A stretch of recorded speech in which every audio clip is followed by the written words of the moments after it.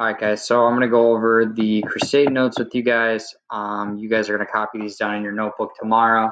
And you guys will have a guide to reading to work on. And I know things are going to be a little bit weird because we're all working. Never mind my cats, okay? They're just running around like wild, savage animals. But at least my kids are asleep. So, you don't get the crying, but you'll hear the pause. So I'm going to go through these notes. And I just want to be really clear, this is the 27th time I've recorded this video today, and I've been working on it since noon, and I actually don't have a watch on, so that was for nothing.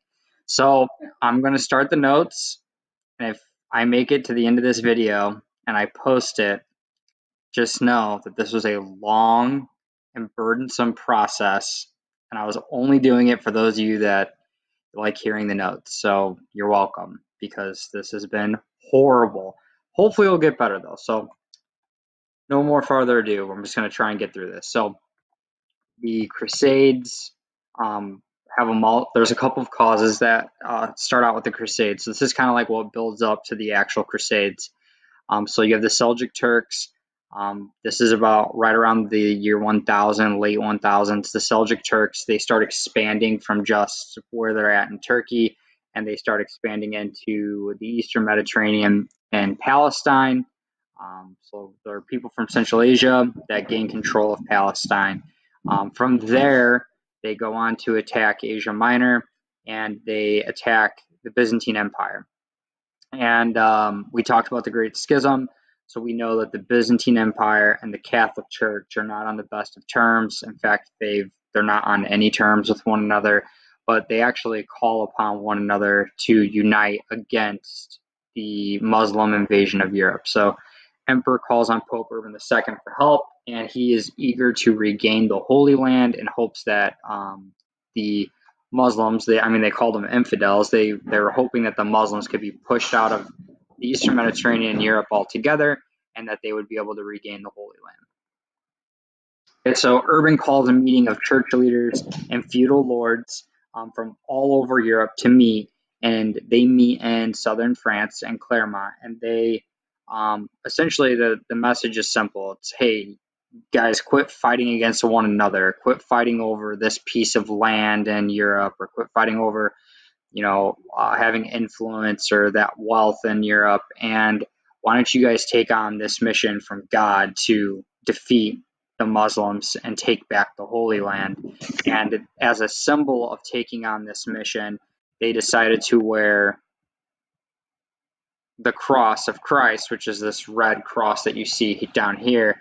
And this was a symbol of God's will. So God wills it. So they would wear this, they would ditch their normal coat of arms that they would wear, and they would adopt this red cross as a symbol of Christ and his mission to defeat the Muslim invaders of the Holy Land. Okay, so the Crusades. What are the Crusades? So the Crusades were a series of religious wars that went on between Christians and Muslims over the Holy Land. And there were multiple Crusades. In fact, there was about 7 or 8 of them. We're only going to really talk about 4 of them. So why did Europeans take up the cause other than just it was God's will? So there was different reasons. A lot of people in medieval society, all they knew was the church. So Christianity was important, but there was a lot of people that worked within that hierarchy that weren't necessarily super religious. So there was other ulterior motives. So some of these motives are listed here. So you can see they made a plea to people who committed sins or people who were not the best citizens, and they gave them this deal like, hey, if you go and fight in the Crusades and you die in battle, you will go straight to heaven, no matter what you've done or what you're going to do. If you die fighting in battle in the Crusades, you're fighting for God, and God will give you a one-way ticket straight to heaven. So some people did it for that reason. Nobles and higher-ranking members of medieval society saw it as an opportunity to gain land and wealth. they didn't have airplanes or trains or cars, so they didn't just like say, hey guys, hop in the airplane, we're going to fly to the Holy Land and fight them. It was a caravan. It would take weeks, if not months, to get there. And on the way there, they would, raid different towns or, pillage and take things, and they could sell it and they'd make money or acquire land. Merchants also saw this as an opportunity to make money because they could travel with the armies and sell them goods and materials that they might need. And also, another thing that kind of helped them out is that they were traveling with an army, so they didn't have to worry about getting robbed or getting their stuff stolen because they were traveling with, an army of thousands of people. So they had a nice setup, like security details. They had a good chance to make money. So these are some of the alternative motives that some of these figures in medieval society would use as a reason to go and fight in the Crusades. Sorry. Okay, so the First Crusade. So there's 4 Crusades we're going to talk about. So the First Crusade, the main target is the city of Jerusalem, which is referred to the holiest city in the world at this point in time. And this was kind of set up as a sweet deal for the Christians because the Turks in Palestine were already fighting amongst themselves. They were disputing over like provincial governorship and who's in control and who's in charge. And so what happens is the Crusaders make their way, they caravan there, and they end up capturing the city of Jerusalem. And when they get there, they try to eradicate the Muslims that were there. So they slaughtered its Muslim and Jewish inhabitants, so the people who were living there. And then after they did that, they're like, well, Christians and Muslims should live alongside one another here. So after they killed a bunch of Muslims and Jews in Jerusalem, once they left, there were Christians and Muslims that remained in the city of Jerusalem, and they learned to coexist. And over time, they grew to respect each other and respect their space. And if you look at Jerusalem today, it's still divided up into different religious quarters, and it's shared amongst the different religious groups. So that goes all the way back to the First Crusade. So the First Crusade, that's a victory for the Christians. So chalk that up. W for the Christians, L for Muslims. Okay. So now the Second Crusade, the Turks begin to take back cities that they lost to the Crusaders. And the Second Crusade formally begins a year after that happens. And the Pope calls on Louis VII of France and Conrad III of Germany, and they decide to put their differences aside and combine their armies and their forces, and they fail miserably. And when they return to Europe after failing, they were viewed in a very negative way. A lot of them lost the influence and power that they had in Europe. And like Louis VII in France, for example, like there were people that were like protesting him and other nobles that were calling for him to be removed from power. So they returned to Europe in disgrace, and the Pope was not very happy with their efforts. So the Second Crusade, that's an L for the Christians and a W for the Muslims. So now we're even series, right? It's 1-1. So we're going to kind of see how this plays out. So the Third Crusade, you have a Muslim leader, a new leader. His name is Saladin, and he gains control of Jerusalem. He also controlled most of Palestine, and he was the new leader of the Muslim groups that were there. So the Seljuk Turks are no longer in control, and Saladin is the new leader. So then the Crusaders, you have the Holy Roman Emperor Frederick Barbarossa and the King of France, King Philip II, and the King of England, King Richard I. And King Richard was known as the Lion-Hearted. He was a military commander. He was actually a knight, and then he becomes the King of England due to the death of his brothers.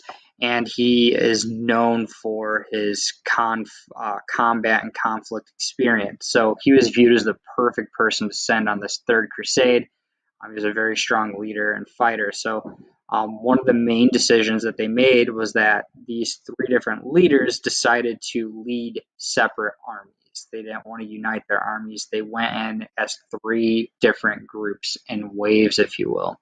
And the first wave was the Holy Roman Empire. So Frederick Barbossa's army was the first to go in, and I'll talk about it on the next slide. But ultimately, all three of these guys end up failing. So this third crusade ends up as a failure as well. And so this crusade lasted about, roughly a couple of years, and it didn't go very well. So halfway on the journey for the emperor of the Holy Roman Empire, Barbossa, he drowns and he dies traveling to the Holy Land. And once he dies, no one really took his place in leadership, and the entire army just disbanded and started pillaging and attacking villages and towns along the way, killing Jews, killing Christians, killing everybody, just doing whatever they wanted. So this was not very good. Philip returns home to actually fight the English and steal land that the English acquired in what is modern day France. They call this the Normandy region. Philip returns home to steal land from the English while the English king is in the Holy Land fighting. So Richard the Lionhearted could not recapture Jerusalem alone. His troops couldn't win, and ultimately what ends up happening is they settle. They make a truce with Saladin, and the truce that they make was they would quit fighting, they would restore peace in the Holy Land, and that Christians could enter the city of Jerusalem freely, they could live there freely, and that Muslims and Christians would coexist in the holy city of Jerusalem. Okay, so that's kind of like I guess you could call that a draw. Really, I would just consider that an L for the Christians again. So, the Muslims have won 2 of the 3. The Christians are looking at it as like a 1-1-1, like a win, a loss, and a tie. Either way you look at it, it hasn't really gone the way that the popes have wanted. So Pope Urban II has sent 3 crusades, and none of them really worked except for the first one.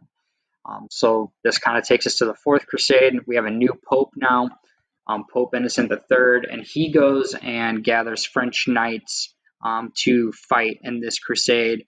So this isn't like a unified thing between different countries of Europe. He just purely went to the French. And the French knights leave in 1202 on ships that were provided by the Venetians. And we talked about Venice last week before, coronavirus closed our school. And we talked about Venice as the city with all the canals and the water, and they were known for their trade and their shipping industry and their navy. So the Venetian ships were like really high tech, and this was viewed as like this was going to be the Christians, like this was going to be it. This was going to be the chance where they were going to win. But what ends up, it doesn't start off on a good note. So the Venetians weren't paid in full, and they tricked the French Crusaders into attacking the city of Zadar, which is a Christian city, and this was not met with tolerance from the Pope Innocent III, and the Pope excommunicates the Venetians and the knights that attacked the city of Zadar. So this didn't go very well. And you would think, after being excommunicated by probably the most powerful figure in Europe, that you would stop dead in your tracks and repent and ask forgiveness. Nope, that's not what happened. These guys, the French knights and the Venetians, they just continued to loot and attack towns and villages, and they actually attacked Constantinople. And the Venetians gained control of the Byzantine trade routes and the trading ports in the city of Constantinople. And, they made a lot of money off that. It disrupted the Byzantine economy completely, but eventually the Byzantines regained control of the city. And, 250 years later, the empire collapses in 1453.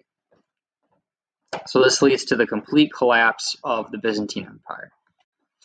Okay, so other crusades that happened. So this is a pretty interesting one. This is one that people usually probably remember most from the Crusades. And this is one of the things in history that history is full of all kinds of really interesting, crazy things that happened. So this is probably one of the craziest things that's happened in history. So in 1212, this is after the first 4 crusades are done, children were called to go and fight a crusade. Yes, children, like kids, like 7, 8, 10, 11, 12-year-olds, children. And so they marched to the Holy Land to regain it for the Christian Empire in Europe. And as you can imagine, these kids had no skills. So they didn't know how to fight. They didn't know how to, wage battle, wage war. They didn't know how to do any of that. They were hungry and disorganized. They had no leadership. They didn't have any food, any resources. So they were kind of just going with the flow and doing whatever they could to survive.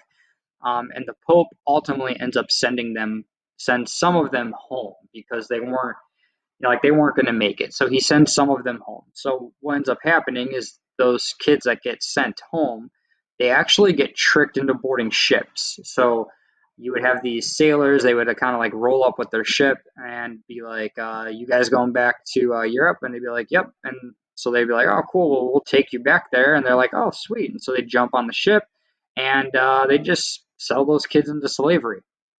So it's kind of like a white van type deal, right? Like these kids would get rounded up on the ship and then they would get sold into slavery. And the rest of the children that continued to march on in the crusade, most of them end up dying from starvation or getting killed in raids or different battles that they would have. So the Children's Crusade was totally messed up and totally just crazy. Like, could you imagine thousands of 10-year-olds going to wage war on a foreign, faraway, distant land that they're not familiar with? It sounds like it wouldn't work out, and that's exactly what happened. It did not work out at all. And they called that the Children's Crusade. Okay, so the Crusades, they end in 1292 when Muslims capture the last city, the last Christian city in this area of Palestine. This city was called Acre. And once the Muslims capture this city, the Christians just know that like they don't have a stronghold to like march to and use that as a launching point to try and recapture Jerusalem and the Holy Land. And so this is like the straw that broke the camel's back, and it really ends the effort from the West and Europe to attack the Holy Land and try and recapture it. Last Christian stronghold in Acre is taken by Muslims, and it just ends their effort completely. Okay, so the results, weapons and warfare. So the weapon of choice for the Crusaders was the crossbow. It was a lot more accurate than your standard crossbow. Think of it as like like a rifle version of a bow and arrow. Like it was more accurate, it was stronger, it was more consistent, and that was the weapon of choice for the Crusaders, other than like the longsword and stuff. The other thing they would do is they would undermine walls. So like, yes, they would literally like dig holes underneath these huge stone walls, and by building these tunnels, they would collapse the walls. So like you're taking all the weight out from underneath the stone presses down, collapses that tunnel, and it causes the wall to fall down. They use catapults, which I have on this next slide here. This guy right here is a catapult, and they would put these huge stones in it, and they would shoot these stones into the walls of the castle or the fortress, and they would just keep shooting stones into it until they knocked the wall down. And then once the wall got knocked down, they would all go charging through that opening and attack the city. So they would use catapults. But Muslims had a secret weapon that Europeans had never seen before, and they weren't equipped dealing with or battling against. And the Muslims had gunpowder, and they would use this gunpowder to create like large fires. They didn't have guns, but they would use the gunpowder to create explosions, bombs, and fires, and the Europeans had no idea how to deal with this. And if you could imagine, the knights are wearing like suits of armor, and I mean, the iron, like they'd get stuck in these fires and it would literally just burn people inside out and melt them. And it was really gruesome and really powerful weapon to use against the Europeans. So the Muslims were a lot more, had, an advantage there. So the Europeans had the crossbow, they had actual iron, like suit of armor. The Muslims had gunpowder, and the Muslims' armor was just really like really thick leather. So the crossbow was really effective against the Muslim fighters. Okay, and so the result. So why are the Crusades important? Why do we even talk about them? Like it just sounds like a bunch of failures at fighting, and that's what they were. But it had an effect in Europe, a significant effect in Europe. So it was kind of that addition by subtraction type deal. So what happens is you have all these lords and nobles and knights going over there and fighting, and so a lot of them got killed. Most of them got killed. Most of them died. So it led to having fewer lords, and so when those lords would die, their lands in Europe would get sold, and European kings grew stronger. So European kings would buy the land from the lords that died, and it expanded their kingdom. It ultimately leads to the end of feudalism. So this idea of kings granting land to lords in exchange for this pledge of loyalty, that system kind of comes toppling down, and the church becomes way more powerful. In fact, it becomes so powerful that the church starts telling kings what to do. So this system of feudalism is completely eradicated almost, and you have almost just the church completely ruling everything. It also leads to this exchange of ideas. So things get exchanged like writing systems, language, different styles of building things, architecture, weapons. Once the Europeans see gunpowder starts being brought back into Europe.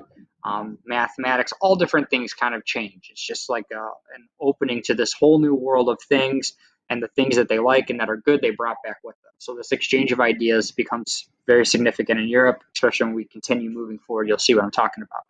And then Italian cities become major trading centers. So in the Mediterranean, the Italian cities were like right in the middle of the route that the Crusaders would take, and these cities become really affluent, and they become like a big like stopping place for Crusaders that were making that pilgrimage across to go and fight in the Holy Land. And these Italian cities start becoming wealthier because there's more people staying there, there's more people buying things, and it makes them a lot richer. Okay, so that's the notes on the Crusade, or on the Crusades. I'll have the instructions posted for what you guys need to do. It's just a guided reading. Copy down these notes, watch this video, and we'll take a guided reading quiz later this week. So that's it. Hopefully this helps you out. Hopefully this gives you any kind of resemblance of what it's like to be in a classroom. I'm sure you guys miss being in school. Probably not, but eventually you probably will, because things are going to become more difficult just being stuck at home. You're going to get antsy. You're going to, miss your friends. You're going to miss seeing your teachers. So if you need anything, email me. If you have any questions, don't hesitate to contact me. And hopefully I'll see you guys here soon. Bye.